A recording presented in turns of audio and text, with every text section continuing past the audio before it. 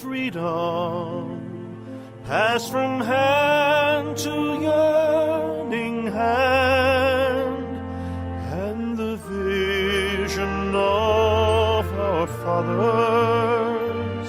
spread hope throughout this land, as the dream some fought and died for in my heart becomes my own.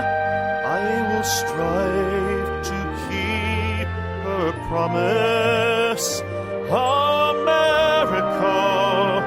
my home. America, America,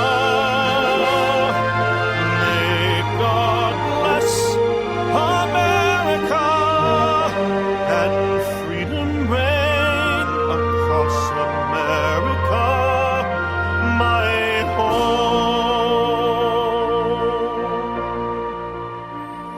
From the shorelines to the prairies, to the cities great and small, we have reaped the fruits of justice and liberty for all. So with deep appreciation for the blessings of freedom that we know in this great land of ours, I'm Dr. George Simon, welcoming you to another edition of Character Matters. That's the program where we talk about what I consider to be the defining issue of our time. That is the character crisis that is plaguing much of the free world, much of the world actually, and putting our freedoms at risk. And that's why, for those of you new to the program, that's why we introduce this program and close it with the theme that you hear, because our country's greatness is dependent upon us being people of sound character. When people of sound character are left to their own devices, when government leaves them alone, when they are given maximum freedom to prosper and to do what they need to do to exercise their own talents and to innovate, they build great societies, create opportunities for others, and that's how it all works. But when we allow ourselves to succumb to this culture of entitlement and permissiveness, and we behave irresponsibly, then there's always the temptation for government to step in and to restrict our freedoms and to try and legislate morality, basically, and in the process, tying our hands, restricting our freedoms, and taking away the most precious gift that we have. So it all depends, ultimately, on character. We're great, ultimately, when we're good. And so I've devoted much of my professional career to getting the word out there, to spreading the word, and I've done my best to help devise strategies to both work with victims who have been in relationships with unsavory characters, help them empower themselves and recover. And also, I've devoted a substantial amount of time to working with folks with various degrees of character disturbance, helping them confront and correct those aspects of their character that have caused problems in the lives of so many and have caused them to behave so irresponsibly. And I not only have worked on these things, but I've also written about them. Have written 3 best-selling books, which you can find on Amazon.com, BarnesandNoble.com, or even get through your local bookseller. can download as audio books. And the books are In Sheep's Clothing, Understanding and Dealing with Manipulative People. It is an international bestseller, now available in 14 foreign languages, and more to come. And also Character Disturbance, The Phenomenon of Our Age. This is my in-depth look at all the nefarious characters out there, what makes them tick, how they think, what tactics they use to evade responsibility and also to impression manage others. And my book for the Christian faith community, The Judas Syndrome, about how genuine faith can indeed save us from our baser selves and elevate us to a higher plane of functioning. So I invite you to make yourself available of my work, both my books, my 3 books, In Sheep's Clothing, Character Disturbance, and The Judas Syndrome, and also to avail yourself of my many articles online, both at my blog, my personal blog, which is found at www.manipulative-people.com. That's www.manipulative-people.com, and also another blog that I write for at www.counseling with 2 L's, www.counselingresource.com. The blog's title is Psychology, Philosophy, and Real Life. I write for that blog as well. You'll find hundreds of timely articles on how to deal with this situation that we find ourselves in. You'll be seeing some glaring examples of this this evening if you plan to watch the Oscars. I plan to watch. It's always entertaining for me. There are some really wonderful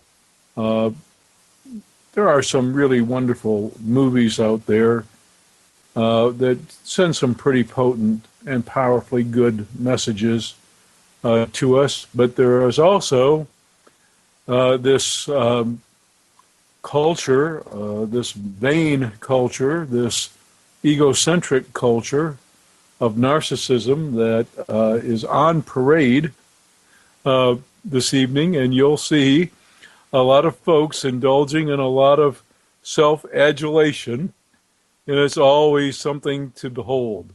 It's always something to witness when these folks engage in all of their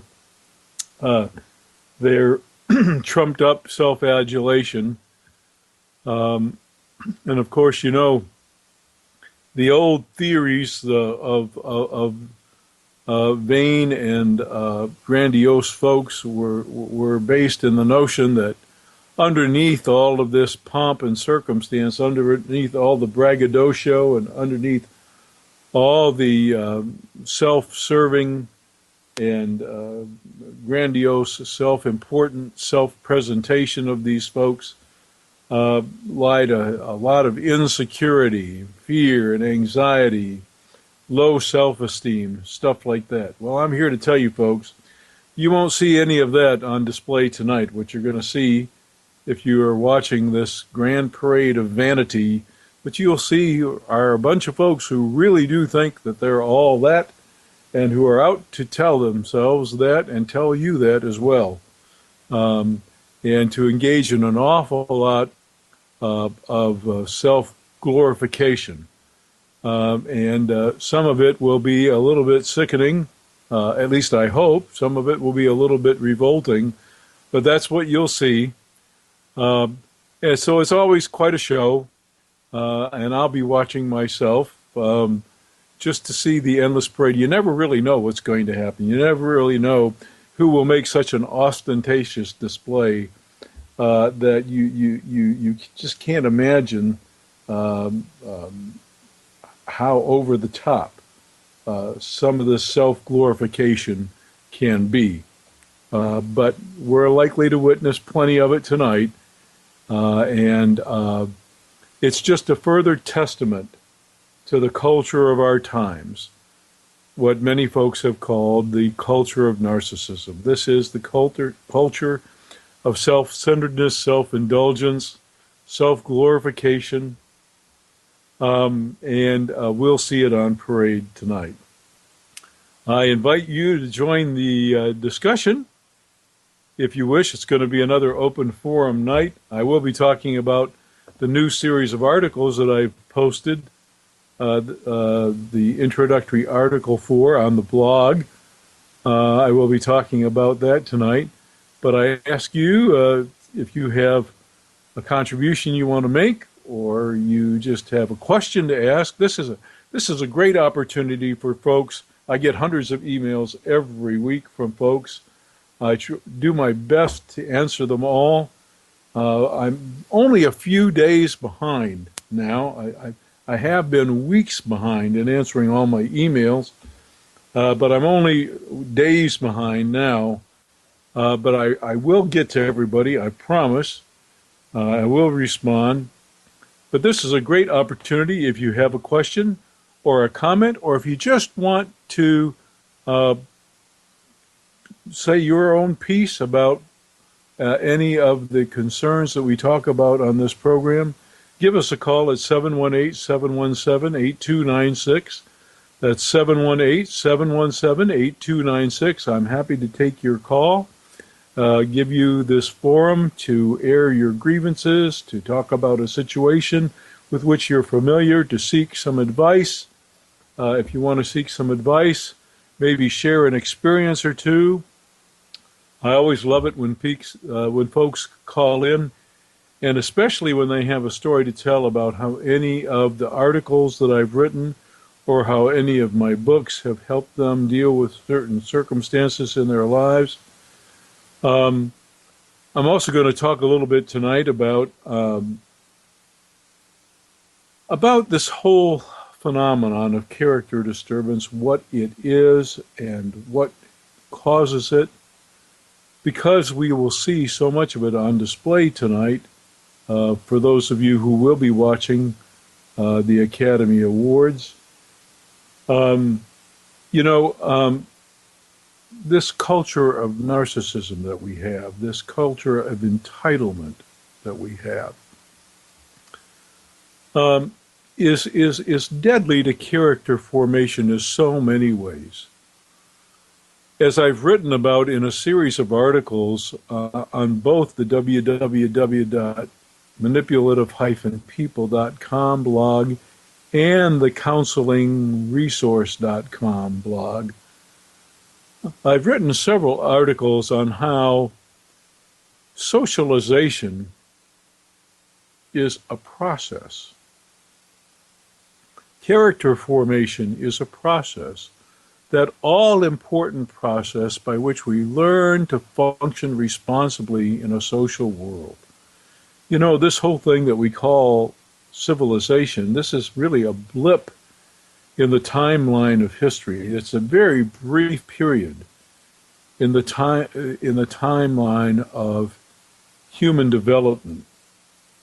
It's only been several thousand years that we have been a really evolved social community. Civilization is a relatively new development in the overall scheme of things in our evolutionary history. And there are some among us who just don't socialize all that well. And by socialize, I don't mean casual socialization. I mean, there are some of us who just don't seem to have the internal resources to develop the kind of character that fits well within a civilized society. There are some of us, for example, who lack sufficient empathy capacity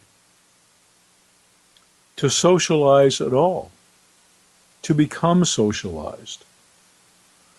There are those egregious examples of individuals who have no empathy capacity. Their brains are wired in such a way that they basically have to fake any empathy that they exhibit. They don't really feel either connected to the rest of us human beings or feel in the same way that most human beings feel. We have a label for these kinds of individuals. In the past, we have called them alternately sociopaths or psychopaths, depending on whether we have chosen to focus on the mental derangement of these individuals, the thing about them mentally that makes them so different, this lack of empathy that leads to the callous and remorseless use and abuse of others. Or we have focused sometimes on their social parasitism, the fact that they use and abuse and exploit people so readily because they just don't care. And many folks make the mistake that these folks just don't see what they're doing. They don't see the damage they do. They don't see the heartache they cause folks. And as I say often in my workshops, in the little rhyming phrases that I use, they're aware, but they just don't care. So these are some very specially disordered folks in our society. You know, in times past, early in our evolutionary history, these folks who had this uncanny sense of superiority over the rest of the human race, these were the megalomaniacs that basically dominated others and were the leaders of tribes. They were fearless warriors who weren't really all that connected to others, but were willing to die to dominate. And they basically got us through some very hard times. So there was a time in our evolutionary history where these fearless, heartless warriors actually helped us to survive. They were ruthless. They as warlords and as dominators of their own particular tribes, and as ruthless warriors who would decimate any foe. These folks were responsible for the survival of the tribe. So there was a time in our evolutionary history when these folks served a purpose. And really, we owe to some of these folks probably our very existence through time. But as we became socialized, as we became civilized, as we grew interdependent in these social communities, these heartless and fearless individuals, who we now call psychopaths or sociopaths,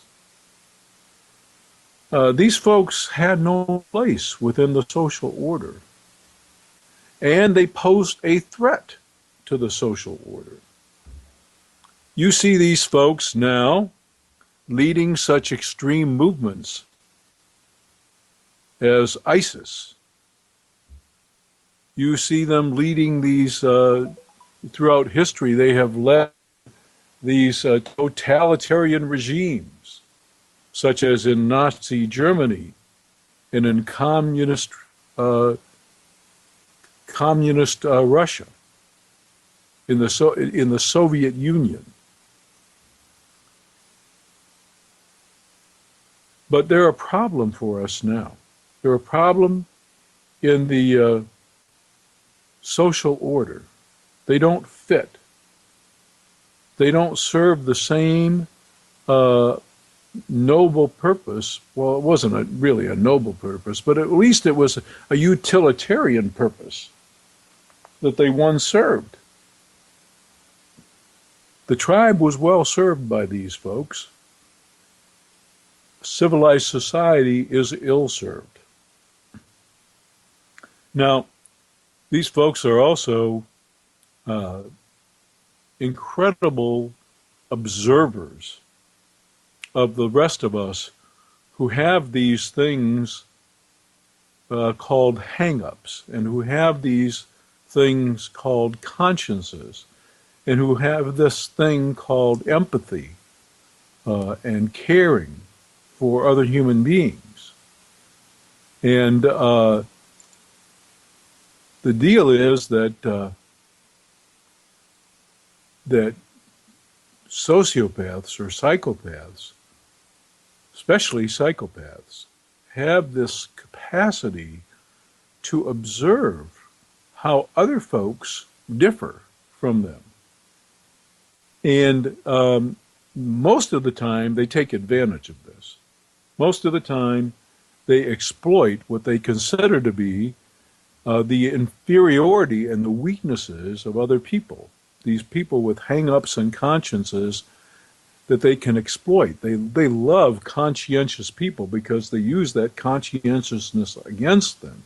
As anybody that's been in a relationship with one of these folks knows, this is exactly what they prey upon, P-R-E-Y. This is what they prey upon. But because they're such astute observers about how the rest of us underlings work, they're able to mimic. They're able to mimic civility. And so they're able to cast, many times, superficially, a favorable impression. They know how to act benign. They know how to cast a good impression. And that's why I describe them as the archetypal wolves in sheep's clothing. That's why I wrote the book that I did. And that's probably why it continues to be, after almost 17 years, an international bestseller. Not just because there are these psychopaths, there are, but because psychopaths per se are actually quite rare. Folks with no conscience at all, with no empathy at all, and who are totally heartless predators, these are very rare individuals. But as I say in my book, Character Disturbance, there is a spectrum of individuals. There's a spectrum of character disturbance, and there are a lot more folks who, although they're not totally devoid of conscience, and although they're not totally devoid of empathy, they are lacking in these things to a substantial degree, and therefore they cause problems in relationships.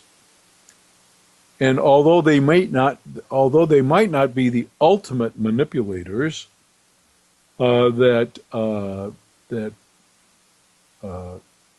psychopaths might be, and although they might not be the ultimate predators, they still are very manipulative in their interpersonal style, and they can still cause problems in relationship.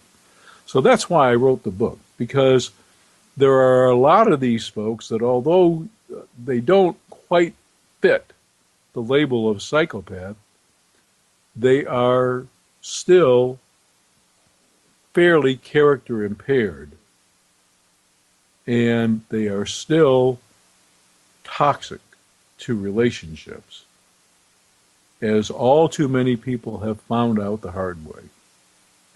Also, too many people have found out the hard way that when they go to get some help, they have been stymied. They not only have not been able to get help themselves, but they haven't been able to get help when they tried to get the person that they were involved with, who had the character disturbance, some treatment. Because as anybody has had to learn the hard way, has found out, traditional therapy just does not work. And not only that, I was speaking with a wonderful person who used a term that I really it's very appropriate for this syndrome. But the victims in these kinds of relationships experience something in traditional therapy many times that this person called trauma-induced re-victimization. Excuse me, I misspoke. Therapy-induced trauma or therapy-induced re-victimization. And by that they mean when you go into a counseling situation with one of these more seriously disturbed characters, and they engage in their impression management that they know how to do so well, and they basically manipulate and snow the therapist and have the victim taking part of the blame and have the victim misperceiving the ruthless character of their victimizer, assuming all kinds of things to exist that don't exist, like insecurity underlying their behavior, stuff like that.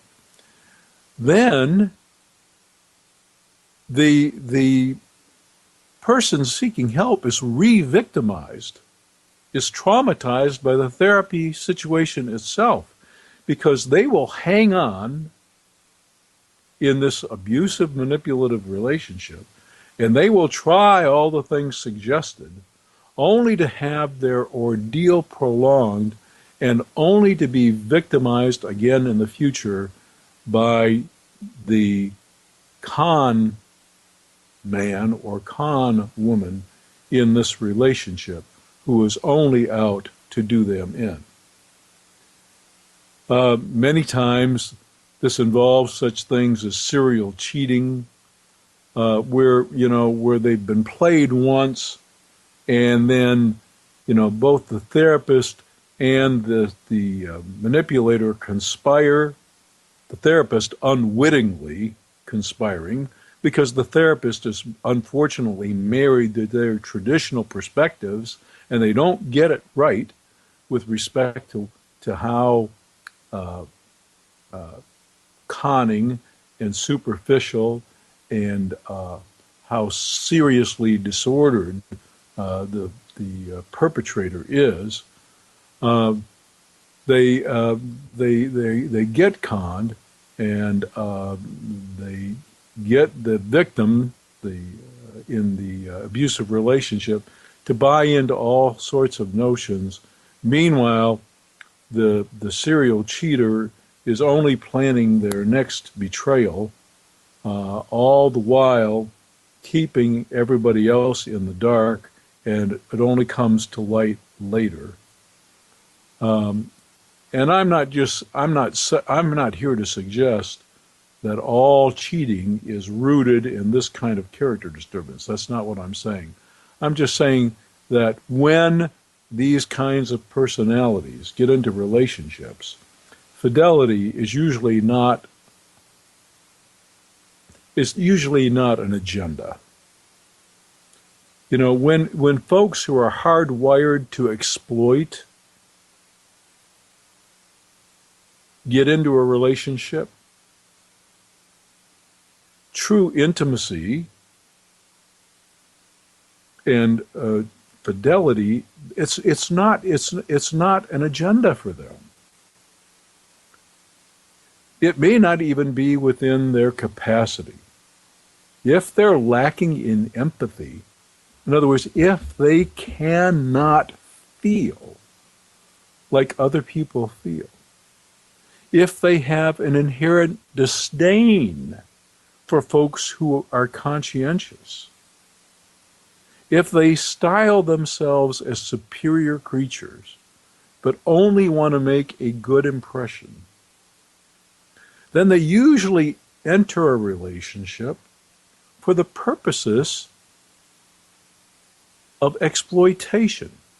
You know, the very definition of the word predation is that you establish a relationship for the purpose of exploitation or victimization.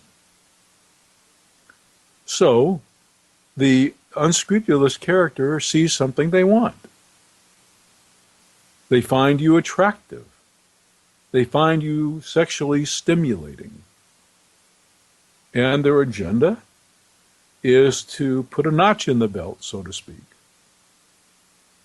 Maybe even to possess you. But can they love you? Perhaps not. Does that mean they can't charm the socks off of you? No. Some of these folks have incredible capacity to charm. So it's not the victim's fault that they succumb to all that sweet talk and all that impression management. I know some of you out there have been in this kind of situation. I know that. I know this has happened to you. I get constant emails about this kind of thing. And we live in an age where, because of aspects of our society, two things are happening. One, there's more character disturbance in general. So there are more of these severely disordered folks than there used to be. But here's the other thing that's happened. Because of the rampant sense of entitlement and the rampant sense of permissiveness in our culture, all of those folks with lesser degrees of character disturbance, those folks who may have some capacity for empathy, but it's impaired. Maybe they have some conscience, but it's impaired. These folks are expanding in number, and the degree of their character disturbance is expanding in intensity because of factors in our culture that both enable and encourage and reward this kind of character disturbance. And that's why we have so many relationships falling apart. It all comes down to character. That's why marriages don't hold together. That's why relationships take on an abusive and an exploitative character. That's why children are damaged. And that's why society at large suffers, because when you have these kinds of character issues in every segment of our society, in the home, in the classroom, in the boardroom, in corporations, in the workroom, in the workplace, on the factory line. When you have these character issues everywhere, society suffers. All aspects of society suffer. And no amount of legislation can fix that. Disturbed characters, unsavory characters, always find a way around the rules. Always. It doesn't matter how many laws we pass, or how strictly we try to enforce them, or how severe we make the penalties. Disturbed characters among us don't care. And the more seriously disturbed they are, the less they care. But I know that there are folks out there who have encountered these relationships, who have had one of these relationships where they were played, and they only learned that they were played by somebody who was out to use them, basically, and when they were done with them, threw them away. And maybe they tried to get help, and maybe they were only victimized further in the process. I know you're out there. If you are, and you have an experience to share, I'd really like it if you'd give us a call at 718-717-8296. That's 718-717-8296. Give us a call, share your experience with us, or if you just want to ask me a question or make a comment, um, you can do that too. So give us a call at 718-717-8296. I want to tell you about the current series of articles on the manipulative-people.com blog. It's a series on the socialization process. It's about how people have to learn to become responsible. In my book, Character Disturbance, I outline what I call the 10 commandments of character development. These are life lessons that just simply must be learned. These are important lessons in life that must be mastered if a person is going to be able to function in a civilized world in a responsible fashion. And I talk about the challenges that some people come to the table with, especially if their capacity for empathy is limited, if their ability to form a sound conscience is limited. And when you put those things together, and especially when they're bombarded in this culture of entitlement and permissiveness, when they're bombarded with all these messages that are counterproductive for solid conscience formation and solid character formation, it's a recipe for disaster, basically, for number one, functioning responsibly in society, and two, for forming relationships that are healthy and nurturing, that have the capacity for the kind of intimacy that's necessary to grow and to develop mutual respect. You know, in one of the future programs, we're going to be talking about this whole idea of marriage, how it's changed over the years, how people think about it. And I'm not talking about I'm not talking about the changing definitions with respect to gender, because I'm one of those folks who believe that any two parties that who really get it with respect to what marriage is supposed to be, that any two parties can and ought to build the kind of relationship that provides a foundation for both interpersonal, mutual, and personal growth, as well as establishes an environment in which children can be raised to be responsible members of society. So I'm for that, but people approach marriage in general in a very different way than they once did. And the vetting process has really changed. The vetting process is so important today. In this age of character disturbance, I mean, it was important enough before the absolute explosion of character disturbance. It was important to vet a potential life partner, to be sure that the person that you were thinking about hooking up with for the rest of your life had the basic decency of character to at least be able to live with this person. And then, of course, even more ideal was that the person had the kind of integrity of character that they had the capacity for fidelity, that you could trust them, that they would help you grow, that they would stick by you through thick and thin, that they would be selfless in their giving, that they cared enough, that they hurt when you hurt,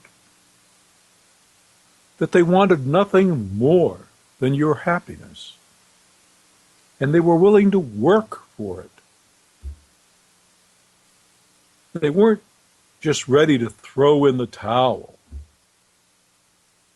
They were willing to do whatever it took to help you both survive and prosper, to support one another's dreams, to be there for each other in thickness and in thin, in sickness and in health, through thick and thin, forever. A commitment lasting and enduring. These were the things you looked for. And it was tough enough finding those things in a long period of engagement and with family input.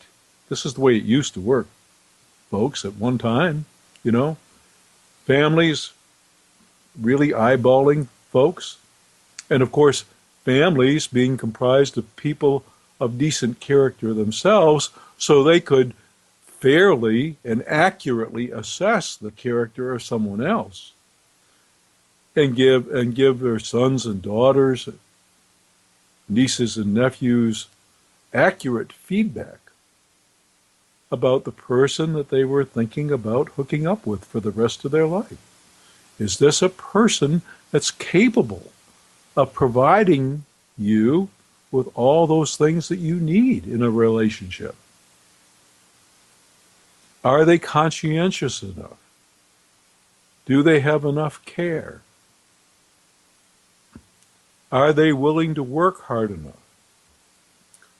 Are they capable of trust and commitment? Are they capable of fidelity? These are the things that we used to vet. These are the things we used to screen for. And as important as it was way back then, how much more important is it in our day of much more rampant character disturbance because of the zeitgeist of our time? It's much more important.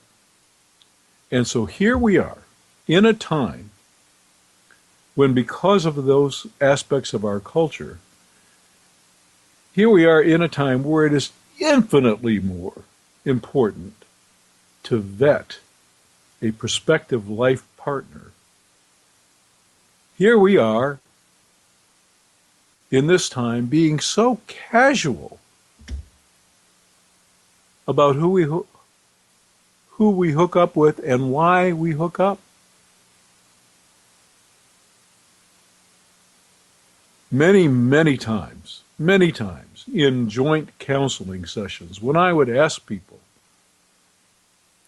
what led them to get together in the first place, I ceased being shocked at the answers a long time ago. Oh, I thought she was funny. I thought he had a great sense of humor. Or I thought he was interesting. Or he seemed to have a lot of wit. Or he seemed to really infatuated with me, and that really boosted my ego, or whatever the case may be. Rarely did I hear things like, now, I really looked at this person and I thought, this is a person who will work hard and who will stick and whom I can trust. He's got a track record. Everything about him says fidelity, commitment. I rarely hear anybody say anything like that. Of course, most of the time I hear, well, I thought he or she was hot. You know, that's the main thing.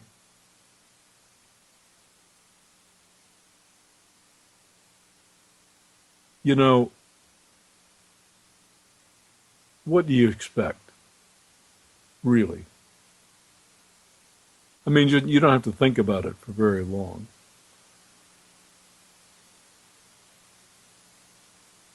And I also do hear, unfortunately, because all too many times, folks have to go through this process not once, not twice, but maybe two or three times. You know, the statistics are in, folks.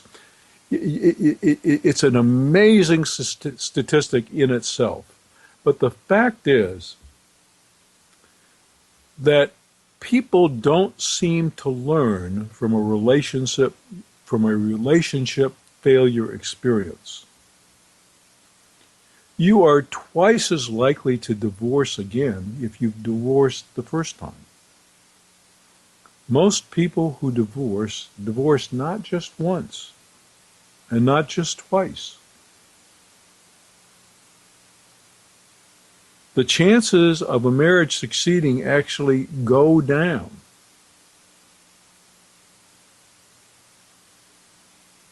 Many folks seem to have to go through this any number of times until they finally just either get a clue or just wear out. They're tired of trying and they just settle. How tragic. How tragic. And for those folks who do get a clue, you know, finally maturing, finally kind of getting it together, learning some from their mistakes, in midlife, in 40s and 50s often, I like to say that 50 is the new 30. It really is. 60 is the new 40.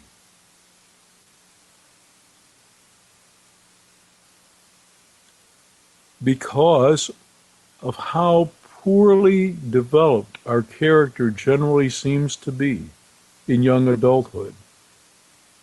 And because of all of those aspects of our society that arrest our character development, and not only that, but both promote and enable and even reward poor character development. So, the unfortunate reality is that too many people have to learn the hard way what a decent, wholesome,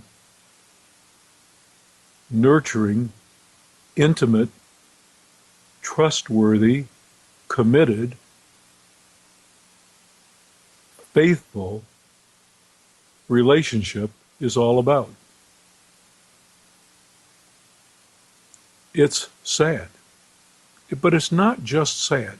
And it's not just unfortunate that people suffer at the relationship level.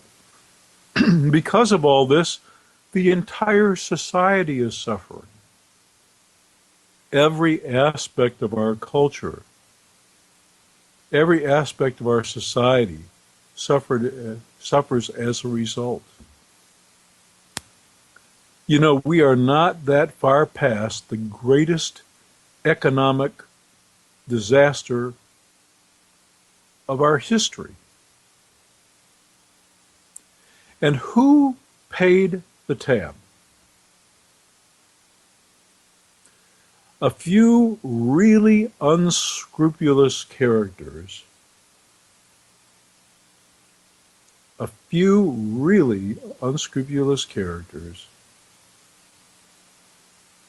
fleeced us royally. And who picked up the tab? those hard-working, conscientious among us who pay every last bit of their taxes and who sweat and toil responsibly, manage their affairs appropriately, raise their families on top of it, they paid the bill. And all of those folks who darn near brought us to our knees, put many of us out of work, took our life savings, drained our life savings, didn't pay anything. Many of them even took bonuses. Many of them even got huge upfront advances to go back to work in the same nefarious possessions they had before. No society thrives or prospers like this.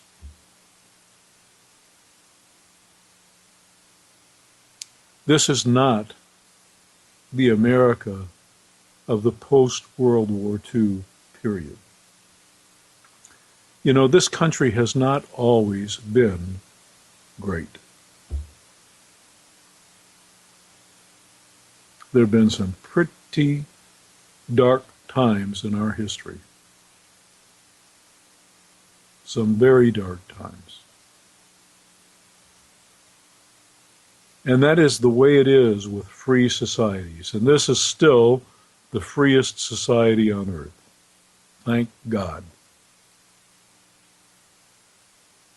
And we have to guard those freedoms, those precious freedoms, with everything we have. But this is still the freest society on earth. But in that, we have had some very trying times. But we've also had some really shining times. Times when we did find our souls. When we did find our true character. And when we rose to the occasion. And we built something great. And in the post-World War II period, in the recovery period,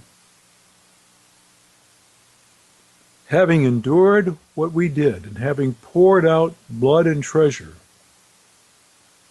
like we never had before,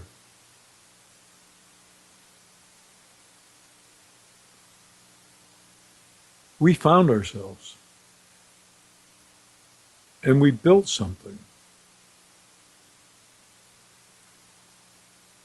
And then those individuals, that greatest generation, then that greatest generation had children and spoiled the living daylights out of them. And then our leaders betrayed us.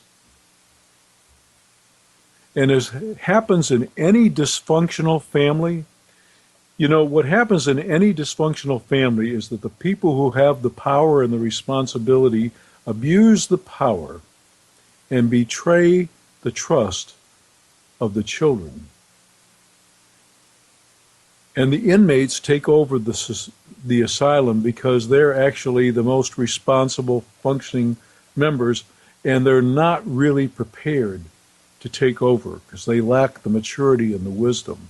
But that's what happens in a dysfunctional family, like an alcoholic family, where the parents are out to lunch, where they're not available, where they're so impaired, where they're so deficient in character that there's nobody there to raise the children.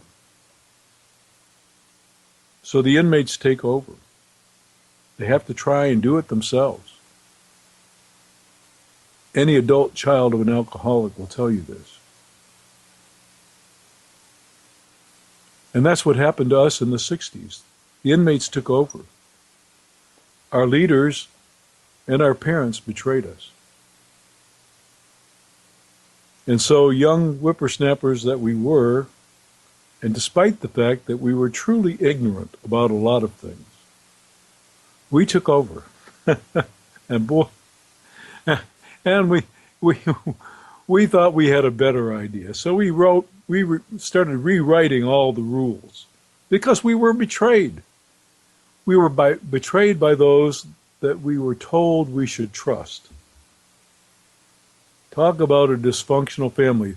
The country as a whole was one great big dysfunctional family, and the inmates took over. We rewrote all the rules, we challenged everything, and we went a little crazy. And then we had kids. Oh my gosh. If you think our parents messed us up, boy, did we mess our kids up. We also created a cultural climate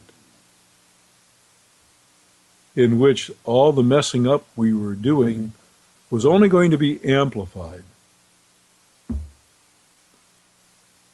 And what we got in return is what I call the phenomenon of our age, an explosion of character disturbance, an absolute explosion of it, both in breadth and intensity.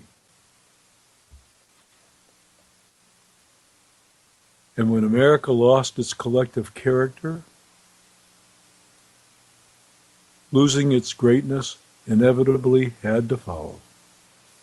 And all of the problems that you see today, all of them, are directly traceable to this phenomenon. That's why you hear at the beginning and the close of this program the theme song that you hear.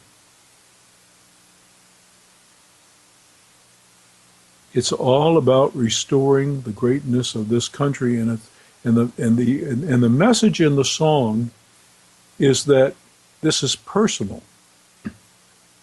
It's up to each one of us to realize the gift of freedom that we have and how its survival depends on us honoring and dedicating ourselves to the ideals, values, and principles that make us great as individuals and make this country great. That's what it's all about. That's the appeal. That's the message. And I hope that message is coming through to you. I hope it comes through in my books and my other works, in my thousands of online articles. And I hope it's coming through on this program, whether you have a mind to call in or not.